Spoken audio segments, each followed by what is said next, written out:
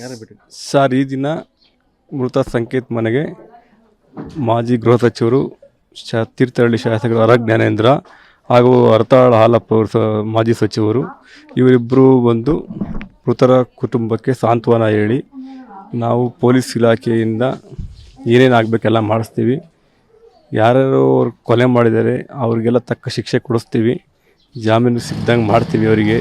ಆಮೇಲೆ ಈ ಒಂದು ಏರಿಯಾದಲ್ಲಿ ಯಾವುದೇ ಗಾಂಜಾ, ಎಣ್ಣೆ ಎಲ್ಲ ಅಕ್ರಮ ಸಾಗಣೆ ಏನಿದೆ ಅವೆಲ್ಲ ನಿಲ್ಲಿಸ್ತೀವಿ, ಒಂದು ಪೊಲೀಸ್ ಸ್ಟೇಷನ್ ಹಾಕ್ಕೊಡ್ತೀವಿ ಅಂತ ಸಾಂತ್ವನ ಹೇಳಿ ನಾವಿದ್ದೀವಿ ನಿಮ್ಮ ಜೊತೆಗೆ ಅಂತ ಹೇಳಿ ಹೋಗಿದ್ದಾರೆ.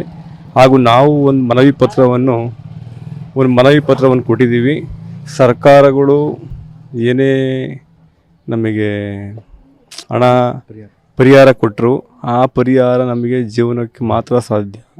ನಾವು ಮುಂದಿನ ಜೀವನ ನಡೆಸಬೇಕು ಅಂದರೆ ಆ ಸಂಕೇತ ಅವರ ಅಕ್ಕಂಗೆ ಒಂದು ಸರ್ಕಾರಿ ಉದ್ಯೋಗ ಯಾವುದೇ ಒಂದು ಸರ್ಕಾರಿ ಉದ್ಯೋಗ ಕೊಡಿಸ್ಬೇಕು ಅಂತ ಒಂದು ಮನವಿ ಪತ್ರ ಕೊಟ್ಟಿದ್ದೀವಿ.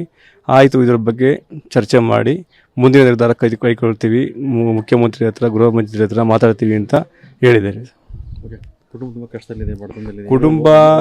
ಕುಟುಂಬಕ್ಕೆ ಆಸರೆ ಅವನ ಒಬ್ಬನೇ ಮಗ ಇದ್ದಿದ್ದು. ಇಬ್ಬರೂ ಕಷ್ಟಪಟ್ಟು ಓದಿಸ್ತಾ ಇದ್ರು, ತಂದೆ ತಾಯಿ ಎಲ್ಲ ಕೂಲಿಂಗ್ ಮಾಡ್ತಾಯಿದ್ರು.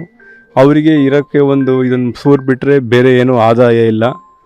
ಆದ್ದರಿಂದ ಸರ್ಕಾರ, ಇಲ್ಲಿನ ಶಾಸಕರು, ಜನಪ್ರತಿನಿಧಿಗಳು ದಯವಿಟ್ಟು ಅವರಿಗೆ ಒಂದು ವಿಧಾನಸಭೆಯಲ್ಲಿ ಇದ್ರ ಬಗ್ಗೆ ಚರ್ಚೆ ಮಾಡಿ ಅವರಿಗೆ ಒಂದು ಕೆಲಸ ಕೊಡಿಸ್ಬೇಕು ಅಂತ ನಾವು ಕುಟುಂಬದ ಪರವಾಗಿ ಕೇಳ್ಕೊಂತೀವಿ. ಇಲ್ಲಿ ಸಾಕಷ್ಟು ಜನ ಪ್ರಭಾವಿ ರಾಜಕಾರಣಿಗಳಿದ್ದಾರೆ. ಹೌದು, ದೊಡ್ಡ ಮಟ್ಟದಲ್ಲಿ ರಾಜಕಾರಣಿ. ಸೊ ಎಲ್ಲ ರಾಜಕಾರಣಿಗಳೇ ಇದ್ದರೂ ಶಿವಮೊಗ್ಗ ಜಿಲ್ಲೆಯಿಂದ ಈಗ ನಮ್ಮ ಮಧು ಬಂಗಾರಪ್ಪ ಇದ್ದಾರೆ, ಜಿಲ್ಲಾ ಮಂತ್ರಿಗಳು.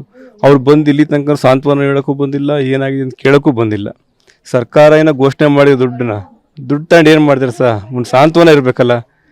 ಈಗ ಮುಖ್ಯಮಂತ್ರಿಗಳು ಅವರು ಹೇಳ್ಬಿಟ್ಟಿದ್ದಾರೆ, ಈಗೆಲ್ಲ ಬಂದಿದ್ದಾರೆ, ನಮ್ಮ BJP ಲೀಡರ್ಸ್ಗಳೆಲ್ಲ ಬಂದಿದ್ದಾರೆ. ಸರ್ಕಾರದ ಪರವಾಗಿ ಯಾರು ಬಂದಿದ್ದಾರೆ? ಅವತ್ತೇನೋ ಒಬ್ರು DC ಬಂದಿದ್ರು, ಮಾತಾಡಿದ್ರು, ಹೋದ್ರು. ಒಬ್ಬರು ಸಾಂತ್ವನ ಹೇಳಕ್ಕೆ ಬಂದೇ ಇಲ್ಲ ಸರ್. ನಮಗೆ ಕಾಂಗ್ರೆಸ್ಸಿಂದ ಯಾರ್ಯಾರು ಬಂದಿಲ್ಲ ಸರ್.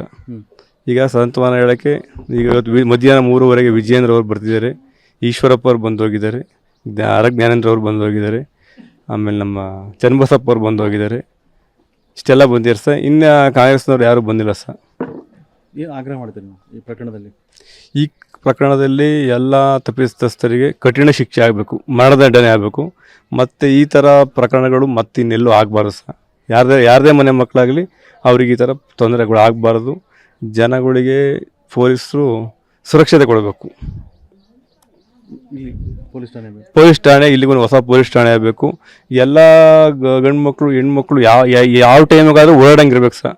ಇಲ್ಲಿ ರಾತ್ರಿ 7 ಗಂಟೆ 8 ಗಂಟೆ ಮೇಲೆ ಓಡಾಡೋಕ್ಕೂ ಆಗಲ್ಲ. ಭಯದ ವಾತಾವರಣ ಇದೆ ಇಲ್ಲೆಲ್ಲ. ಹೆಚ್ಚು ಕಮ್ಮಿ ಆಟಗಳು ಬರಲ್ಲ ಅಂತ ಹೇಳಿಗೆಲ್ಲ ಸರ್. ಆದ್ದರಿಂದ ಅವರಿಗೆ ಗಲ್ಲು ಶಿಕ್ಷೆ ಆಗಬೇಕು. ಶಶಿ ಅಂತ.